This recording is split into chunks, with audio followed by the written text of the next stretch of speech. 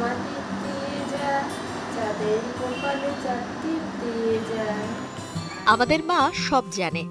সন্তানদের স্নেহ, ভালোবাসা, তাদের শিক্ষায় সাম্যতা রাখতে পরিবারে মায়ের ভূমিকা সবার উপরে।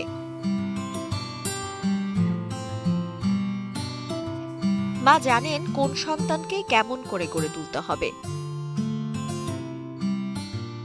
গোলককে যারা সমাজ ও রাষ্ট্রে নিজেকে মানিয়ে চলা, জীবনের সংযমী হওয়ার মন্ত্রগুলো মায়েরই শিখিয়ে দেয়া।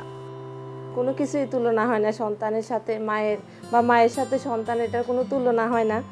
এতদিন অপেক্ষা ছিলাম কবে আসবো, এখন অপেক্ষা আছি কবে আমি যেরকম আমার মাকে মা বলে ডাকি, ও আমাকে কবে মা বলে ডাকবে। মা কেন এত শাসন করে, কেন মানে না বললে সেটা হ্যাঁ হয় না, হ্যাঁ বললে সেটা না হয় না। এখন যখন নিজে মা হওয়ার পর আমি সেটা বুঝতে পারি। আমরা 3 ভাই বোন, 3 ভাই বোনের মধ্যে আমার ভাই খুব ভালো ছাত্র ছিলেন, বোর্ডে ফার্স্ট হওয়া ছিলেন, সেই সময় তো ফার্স্ট হতো। কিন্তু তিনি আমাদের 3 ভাই বোনের মাঝে কোনো রকম তফাৎ করতেন না, বরং আমাদের 2 বোনকে বেশি উৎসাহ দিতেন পড়ালেখায়, বেশি আগ্রহ দেখাতেন। কর্মজীবী মায়েরা কাজের জায়গায় ঘাম ছড়াতে গিয়েও উদ্বিগ্ন থাকেন সন্তানের জন্য। ঘরে ফিরে নিজের ক্লান্তি ভোলেন সন্তানের আবদার মিটিয়ে। যারা ঘরেই থাকেন তাদের তো দিবস রাত্রি ভাবনা ও শ্রমের বিনিয়োগ সন্তানের জন্যই। কোনো মা এই বিনিয়োগের বিনিময় মূল্য চান না, শুধু চান সন্তানের সাফল্যের প্রবৃদ্ধি। আমরা হচ্ছে অনেক বেতের বাড়ি, লাঠির বাড়ি খেয়ে বড় হয়েছি। সত্যি কথা যেটা, আমরা অনেক মার খেয়ে বড় হয়েছি। ওদের সাথে কিন্তু সেটা করা যাচ্ছে না, কোনোভাবেই করা যাবে না। এখনের জেনারেশনটা অনেক অভিমানী জেনারেশন। এভাবে কখনো মানে চিন্তাই করি না যে ভবিষ্যতে সে আমার জন্য কি করবে, কি করলো। আমি মানে তার জন্ম থেকে এবং আমি যতদিন মানে বেঁচে আছি তার মা হিসেবে, আমি যতদিন থাকবো আমি নিঃস্বার্থভাবে ওর জন্য যতটুকু করণীয় করব। সন্তান জন্মগ্রহণের আগ থেকে, অর্থাৎ যখন থেকে তিনি কনসিভ করেন তারপর থেকে এই সন্তান বড় হচ্ছে, পড়ালেখা করছে, বিয়ে শাদী করছে, বিয়ে শাদীর পর নাতি নাতনি হচ্ছে, তাদেরকেও কিন্তু আমাদের বাঙালি মায়েরা লালন পালন করেন এবং করেন পুরোটাই ভালোবেসেই করেন। হ্যাঁ, কিছু হয়তো ব্যতিক্রম আছে, দায়িত্বের জায়গা থেকে করেন, কিন্তু অধিকাংশই ভালোবেসে করেন। ফলে এটা আসলে বিনিয়োগ, লাভ, প্রফিট এসব দিয়ে বিবেচনাই করা যাবে না, এগুলো সকল কিছু বিবেচনার ঊর্ধ্বে। হ্যালো আচল, আজকে অফিসে যাওনি?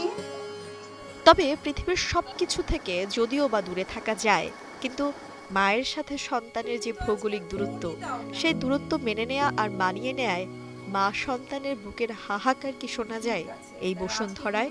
খেতে গেলে, রান্না করতে গেলে, ও যে নাচ করতো, বিভিন্ন প্রোগ্রাম করতো, ওকে যে আমি সাজাতাম, সেই জিনিসগুলো এখন আর করতে পারি না, সময় পার হয় না।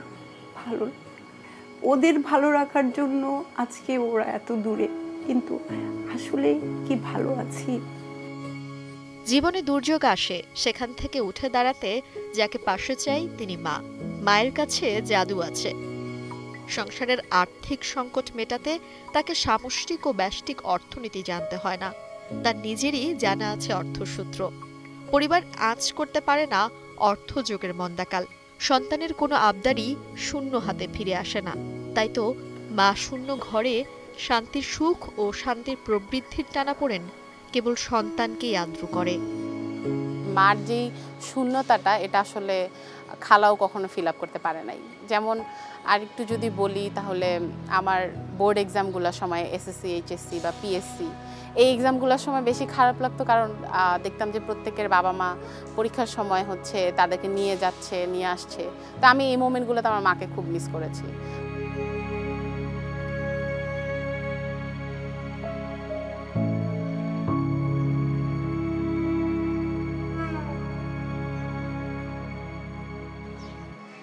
সন্তানের একটু শরীর খারাপ হলেই মা হয়ে যান ডাক্তার। সন্তানের যদি কিছু খেতে ইচ্ছে করে মা হয়ে যান সুপার শেফ। আবার সেই সন্তানেরই যদি কোনো কারণে টাকার প্রয়োজন হয় তখন মা হয়ে যান ব্যাংক ম্যানেজার।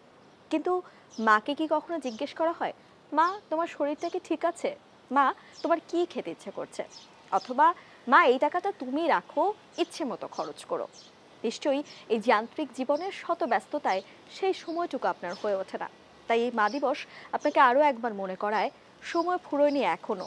যত্ন নিন আপনার যত্নশীল মায়ের। তানজিলা খান মিম, এখন, Dhaka. Lily face wash. Lily, always beautiful.